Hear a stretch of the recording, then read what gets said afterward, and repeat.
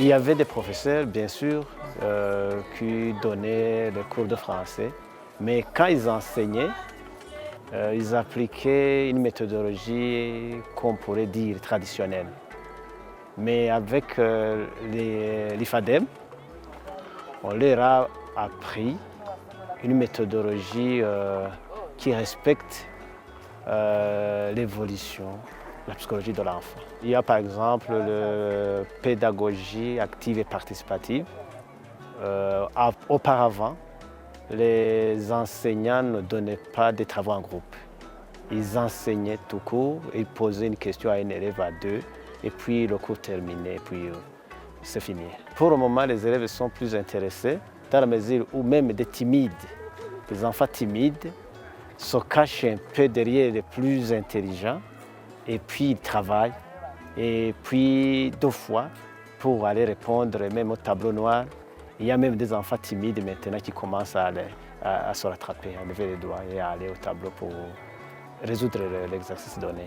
Auparavant, quand on enseignait les mathématiques, on se fiait seulement à la résolution seulement du problème. On n'allait pas en détail pour voir et expliquer les mots difficiles. Mais pour le moment, en dehors des cours de mathématiques, par exemple, ou de l'étude du milieu, on prévoit des séances de renforcement en langue française. Normalement, les programmes de formation continue, on les fait maintenant via l'animation pédagogique. Ce sont des réunions qui sont tenues régulièrement par les directeurs par mois.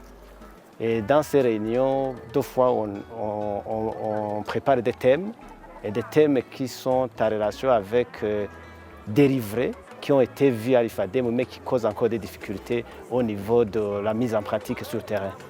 Et à notre niveau, au niveau de la province, pour le moment, on a évolué, surtout au niveau du concours national.